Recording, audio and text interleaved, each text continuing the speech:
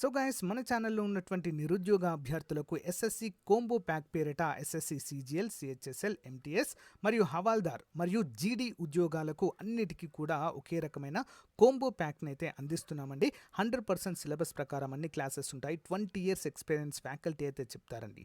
Personal guidance కూడా అందచేయడం జరుగుతుంది. 6 months వ్యాలిడిటీతో కేవలం 799 రూపాయలకే ఫుల్ కోర్స్ అందజేస్తున్నామండి. 6 months validity. ఇందులో ఫ్రీ టెస్ట్ అండ్ పీడిఎఫ్లు కూడా అందజేయడం జరుగుతుంది. ఇంట్రెస్ట్ ఉన్న వారు యాప్ లింక్ వీడియో డిస్క్రిప్షన్లో ఉంది. ఒకసారి డెమో చూసి వెంటనే పర్చేజ్ చేయండి. Thank you. Hello everyone, welcome to Dhruva academy. So guys ఈరోజు మనము ఎస్ఎస్సి, ఎంటీఎస్, సిజిఎల్, సిహెచ్ఎస్ఎల్, జీడీ అన్ని ఉద్యోగాలకు ఉపయోగపడే విధంగా జనరల్ అవేర్నెస్ మరియు జనరల్ ఇంగ్లీష్ పైన మోడల్ పేపర్ అయితే అప్డేట్ చేయడం జరుగుతుందండి. వరుస క్రమంలో 27వ మోడల్ పేపర్. సో గైస్ ఇటీవల జరుగుతున్నటువంటి సిహెచ్ఎస్ఎల్ ఎగ్జామ్లో ఈ మోడల్ పేపర్స్ నుంచి చాలా అంటే చాలా క్వశ్చన్స్ అయితే వస్తున్నాయి ఫ్రెండ్స్. కాబట్టి ఎవరైతే ఆర్పిఎఫ్ కావచ్చు, SSC, RRB, NTPC, group D అన్ని ఉద్యోగాలకు ప్రిపేర్ అవుతున్న వారికి జనరల్ అవేర్నెస్ అనేది సేమ్ ఉంటుంది. కాబట్టి రెగ్యులర్గా ప్రతి ఒక్కరు కూడా ఫాలో అవ్వండి. సో మీకైతే చాలా బాగా ఇవి యూస్ఫుల్గా ఉంటాయి. వీడియోని చివరి వరకు చూసిన తర్వాత పీడిఎఫ్ ఫైల్ కూడా డౌన్లోడ్ చేసుకోండి. ఎవరైతే వీడియోను ఓపెన్ చేసి చూస్తున్నారో చిన్న లైక్ చేసి మీ యొక్క వ్యూని స్టార్ట్ చేయండి. Question number 1, world health summit for pride of homeopathic యొక్క మొదటి ఎడిషన్ ఏ నగరంలో జరిగింది? ఎక్కడ జరిగిందండి? దుబాయ్లో జరిగింది. నెక్స్ట్ 1, ఎస్ఎస్సి బోర్డ్ 2024కి గాను నూతన చైర్మన్గా ఎవరు నియమితులయ్యారు? ఎస్ఎస్సి బోర్డ్ 2024కి నూతన చైర్మన్ అండి. ఎవరు? ఏ కిషోర్ గారు. ఎవరండి? ఏ కిషోర్ గారు నూతన చైర్పర్సన్గా నియమితులు కావడాన్ని చూడవచ్చు. ఇంపార్టెంట్ క్వశ్చన్ అండి. నెక్స్ట్ 1 చూద్దాము. ఈ క్రింది వాటిలో సరికాని జత ఏది? తారీఖీ హుమాయూన్, బ్యాజిద్ సుల్తాన్, ఇక్బాల్ నామా ఈ జహంగీరీ, ముమాయిద్ ఖాన్, అలంగీర్ నామా కాజిం, నెక్స్ట్ రాజ్షా నామా ఫరిస్టా. క్రింది వాటిలో సరికాని జత ఆప్షన్ 4 ఒకటి తప్పండి. రిమైనింగ్ అన్నీ కూడా సరైనవిగానే మనం గుర్తుంచుకోవాలి. ఓకేనా? నెక్స్ట్ 1, యవన రాజ్యస్థాపనాచార్య అనే బిరుదు ఎవరికి కలదు? ఆప్షన్ 1, కృష్ణదేవరాయ గారికి యవన రాజ్యస్థాపనాచార్య అనే బిరుదు అయితే ఉంది. నెక్స్ట్ 1, ఐఏఈఏను విస్తరించుము. ఐఏఈఏ ఏంటండి? వీటి యొక్క అబ్రివేషన్ ఏంటి అంటే ఇంటర్నేషనల్ అటామిక్ ఎనర్జీ ఏజెన్సీ అనగా చెప్పుకోవచ్చు మనము. ఎక్కడుందండి ఇది? ఆస్ట్రియా దేశము, వియన్నా, దాని యొక్క రాజధాని వియన్నాలో ఉంటుంది friends. International atomic energy agency. Next 1, పుటాకార దర్పణము యొక్క నాభ్యంతర దూరము దేనిపై ఆధారపడి ఉంటుంది? పుటాకార దర్పణం యొక్క నాభ్యంతర దూరం దేనిపై ఆధారపడి ఉంటుందండి అంటే దర్పణం యొక్క వక్రతల వ్యాసార్థం పైన ఆధారపడి ఉంటుంది. ఏంటది? దర్పణం యొక్క వక్రతల వ్యాసార్థము పైన ఆధారపడి ఉంటుంది. నెక్స్ట్ 1, కిణ్వన ప్రక్రియలో విడుదలగు వాయువు ఏది? కిణ్వన ప్రక్రియలో ఏ వాయువు విడుదలవుతుందండి? Carbon dioxide విడుదలవుతుంది. ఓకేనా? సో అంటే దేనిలో ఉపయోగిస్తారంటే బ్రెడ్ పరిశ్రమలో, బేకరీలలో బ్రెడ్ తయారు చేస్తారు కదండి, అందులో ఈస్ట్ ఉపయోగిస్తారు. అందులో కిణ్వన ప్రక్రియ జరుగుతుంది. అంటే ఆక్సిజన్ లేనటువంటి సమక్షంలో కార్బన్ డయాక్సైడ్ విడుదలవుతుందండి. అవాయు శ్వాసక్రియగా చెప్పుకుంటాం దాన్ని మనం. ఓకే. నెక్స్ట్ 1, ఈ క్రింది వాటిలో ఒకటి ఐక్యరాజ్య సమితి అధికార భాష కాదు ఏంటి? Chinese, Urdu, Spanish, Arabic. ఏది కాదండి మరి? ఆప్షన్ 2, ఉర్దూకి ఆ హోదా లేదండి. చైనీస్కి ఉంది, స్పానిష్కి ఉంది, ఇంగ్లీష్కి ఉంది, అరబిక్ ఉంది. ఓకేనా? వీటన్నిటికి ఉంది. నెక్స్ట్ 1, క్రింది వాటిని పరిశీలించి సరైన సమాధానంను గుర్తించండి. ఉపగ్రహాలు ఎక్కువగా ఉన్న గ్రహము బృహస్పతి. ఉపగ్రహాలలో అతిపెద్ద ఉపగ్రహము గనిమెడ. ఉపగ్రహాలలో అతిపెద్ద ఉపగ్రహము టైటాన్. సో సరైన సమాధానం ఏంటండి ఇందులో చూద్దాము. ఆన్సర్ ఆప్షన్ 4 ABC అన్నీ సరైనవే. ఉపగ్రహాలు ఎక్కువగా ఉన్న గ్రహం ఏంటండి? బృహస్పతి. 63 కంటే ఎక్కువగా ఉంటాయి. ఉపగ్రహాలలో అతిపెద్ద ఉపగ్రహం గనిమెడ. ఉపగ్రహాలలో రెండవ అతిపెద్ద ఉపగ్రహము టైటాన్. ఓకేనా, గుర్తుంచుకోవాలి, most important question. Next one చూద్దాం. అక్షాంశం యొక్క విలువ పెరిగే కొలది ఏమవుతుంది? అక్షాంశం యొక్క విలువ పెరిగే కొలది ఏమవుతుందండి? ఆప్షన్ 4. ఉష్ణోగ్రత తగ్గుతుంది, అక్షాంశ పరిమాణము తగ్గుతుంది, సూర్యకిరణాల వాలు అనేది పెరుగుతుందండి. అక్షాంశాలంటే భూమికి అడ్డంగా గీయబడిన ఊహారేఖలు కదా, ఇది భూమి అనుకోండి, అడ్డంగా గీయబడిన ఊహారేఖలు. అక్షాంశాల యొక్క విలువ అంటే ఇది పెరిగే కొలది ఏమవుతుందండి? ధృవాల వైపుకు జరుగుతాయి. అప్పుడు ఏమవుతుంది? ఉష్ణోగ్రత ఆటోమేటిక్గా తగ్గుతుంది, అక్షాంశ పరిమాణం తగ్గుతుంది, సూర్యకిరణాల వాలు, ఇక్కడ సూర్యుడు మిడిల్లో ఉంటాడు కదండి, సూర్యకిరణాల వాలు కూడా పోతూ ఉంటే చాలా తగ్గుతూ ఉంటుంది. Okay, next one. జాతీయ జీవ వైవిధ్య సంస్థకు సంబంధించి సరైన సమాధానం ఏంటి? జాతీయ జీవ వైవిధ్య సంస్థ. సో ఏబీసీ అన్ని సరైనవి అండి. ఇక్కడ చూద్దాం. ఇది 1992లో తెచ్చిన జీవ వైవిధ్య కన్వెన్షన్, 2002లో వచ్చిన జాతీయ జీవ వైవిధ్య చట్టం క్రింద 2003లో చెన్నై కేంద్రంగా ఏర్పాటు చేయడం జరిగింది. ఎక్కడండి? చెన్నైలో ఉంటుంది ఇది. ఇది బయో పైరసీ నివారించడంలో, స్వదేశీ మరియు సాంప్రదాయ జన్యు వనరులు సంరక్షించడంలో ముఖ్య పాత్ర వహిస్తుంది. ఇంపార్టెంట్ క్వశ్చన్ అండి. Next one. క్రింది అంశాలను పరిశీలించండి. జీవ పర్యావరణంలో జీవ నిర్జీవ వనరులు ఉంటాయి, భౌతిక పర్యావరణంలో నిర్జీవ వనరులు ఉంటాయి, కానీ జీవ వనరులు ఉండొచ్చు, ఉండకపోవచ్చు. జీవ పర్యావరణంలో జీవావరణులు మాత్రమే ఉంటాయి, జీవ వనరులు. భౌతిక పర్యావరణంలో నిర్జీవ వనరులు మాత్రమే ఉంటాయి. పై వాటిలో సరైనటువంటి సమాధానం ఏంటి అంటే ఆప్షన్ 1, A మరియు B రెండు సరైనవి. చూద్దాం. జీవావరణ వ్యవస్థలో జీవ నిర్జీవులు రెండు కూడా ఉంటాయండి. ఓకే, భౌతిక పర్యావరణంలో నిర్జీవ వనరులు ఉంటాయి, కానీ జీవ వనరులు ఉండవచ్చు, ఉండకపోవచ్చు. సో A and B రెండు సరైనవి. Next one. క్రింది వాటిని పరిశీలించండి. జీవ వైవిధ్యత చట్టము 2002లో పార్లమెంట్ చేత చట్టబద్ధత పొందింది. నెక్స్ట్, జీవ వైవిధ్యత చట్టం యొక్క ప్రధాన ఉద్దేశము 1992 దారిత్రి సమావేశంలో ఆమోదించబడ్డ కన్వెన్షన్ ఆన్ బయలాజికల్ డైవర్సిటీలోని నిబంధనలను దేశంలో అమలు చేయడము. 13వది ఆన్సర్ ఆప్షన్ 3 అండి. A and B రెండు కూడా సరైన సమాధానాలే. Next one.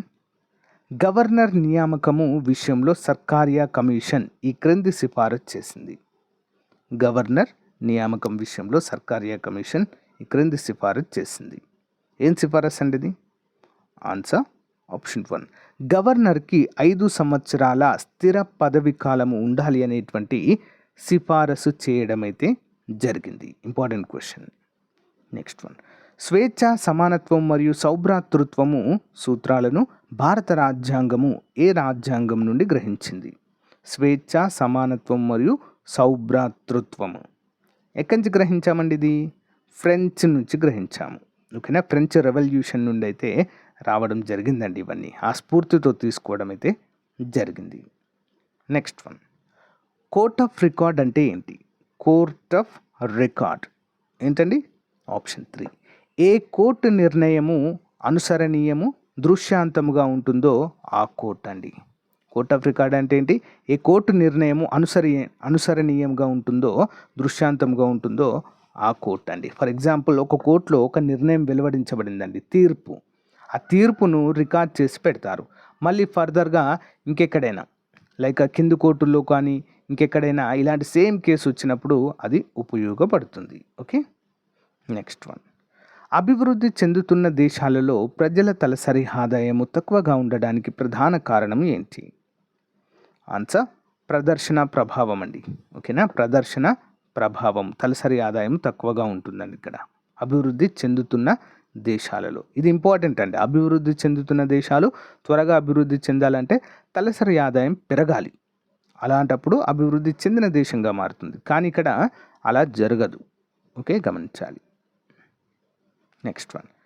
బెంగాలీ నటన రంగంలో ప్రముఖ పాత్ర వహించిన నీల్ దర్పణ్ నాటక రచయిత క్రింది వారిలో ఎవరు? నీల్ దర్పణ్. ఆప్షన్ 4 దీనబంధు మిత్ర. Next one.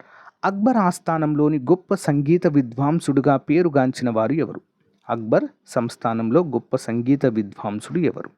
Option 1 Tansen. Next one, భారత వ్యవసాయ పరిశోధన సంస్థ ఎక్కడ ఉంది? భారత వ్యవసాయ పరిశోధన సంస్థ ఎక్కడండి? న్యూఢిల్లీలో కలదు. నెక్స్ట్ వన్, భారతదేశంలో మొట్టమొదటిసారిగా సహజ వాయువును ఏ రాష్ట్రంలో కనుగొన్నారు? సహజ వాయువును ఎక్కడండి? హిమాచల్ ప్రదేశ్ జ్వాలాముఖి అంటారండి. Important question. Himachal Pradesh Jwalamukhi. Next one, బాల్య వివాహాలకు సంబంధించి క్రింది వాక్యాలను చదవండి. బాల్య వివాహాలకు, చైల్డ్ మ్యారేజ్ రిస్ట్రిక్ట్ ఏజ్ 1929 బాలికల కనీస వయసును 14 సంవత్సరాలుగా నిర్ణయించింది. Prohibition of child marriage act 2006 బాలికల కనీస వయసును 18 సంవత్సరాలకు పెంచింది. 2011 జనాభా గణాంకాల ప్రకారం 18% మంది స్త్రీలు 18 సంవత్సరాల వయసు లోపు పెళ్ళిళ్ళు జరుగుతున్నాయి. సరైన సమాధానం ఆప్షన్ 1 అండి. ఏ మరియు బి రెండు కూడా సరైన సమాధానమే. సి అనేది తప్పు. ఓకే.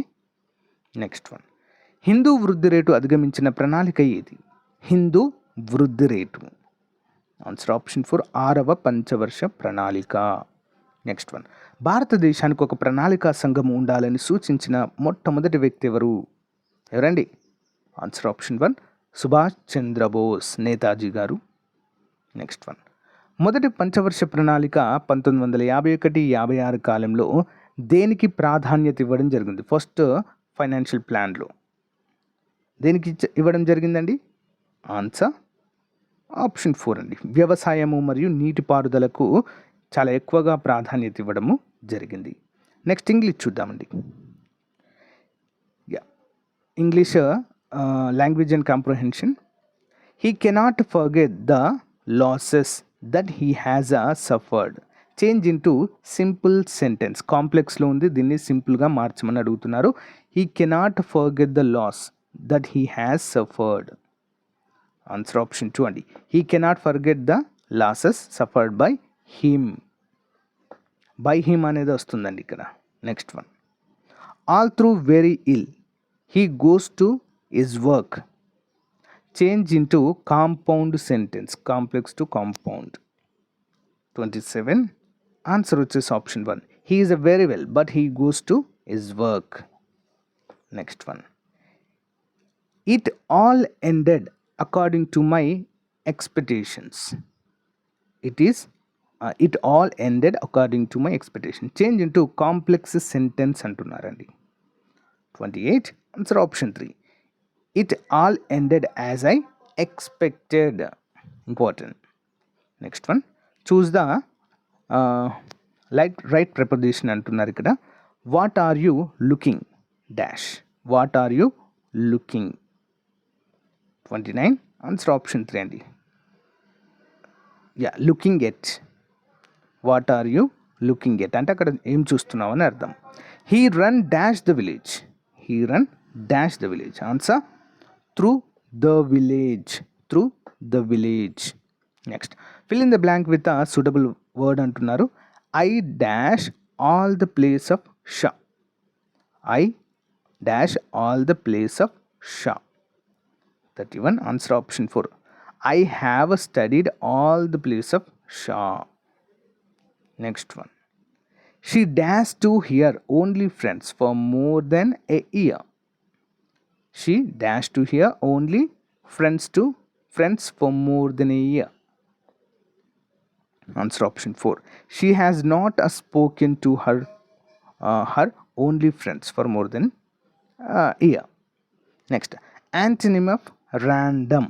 యాంటోనిమ్ అంటే వ్యతిరేక పదము. ఆప్షన్ 2 అండి, particular. Next, synonym of hideous. Hideous ఏంటండి? సినోనిమ్ అంటే పర్యాయ పదము. 34 option 2 monstrous. Next one, my friends trust me. Change into passive voice.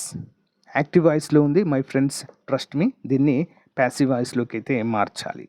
Option 4, I am trusted by my friends. Next one, a child frightened. A child is frightened by a cry of distress. Change into active voice. Option 3 అండి. A cry distress frightens a child. Next one. You said that you would be in time. Change into direct speech. You said that you would be in time. Change into direct speech. Option 1. You said I shall be in time. Next one. He said, I have done my duty. He said, I have done my duty. Change into indirect speech. Option 3 అండి. He said that he had done his duty. He said that he had done his duty. Next one. She starred dash me in anger. Fill in the blank with a suitable preposition. 39. Answer option 2 అండి. He stared at me in anger. Next. I am tried dash walking. ఇక్కడ ఏమొస్తుందండి preposition అంటే option 3 అండి. I am trying of walking. Next one. Dash Bible contains many interesting stories. Fill in the suitable article. 41. Answer option 3 అండి. The Bible. Next one. We can buy mangoes by dash dozens. Fill in the suitable article. 42. Option 1 అండి. A. So guys, ఇది ఈ రోజుకు సంబంధించినటువంటి most important SSC, MTS, CGL, CHSL అన్ని ఉద్యోగాలకు, RRB, RPF అన్ని ఉద్యోగాలకు ఉపయోగపడేటువంటి జనరల్ అవేర్నెస్ మోడల్ పేపర్ అండి. సో రెగ్యులర్గా వీటిని అయితే అందజేస్తున్నాను.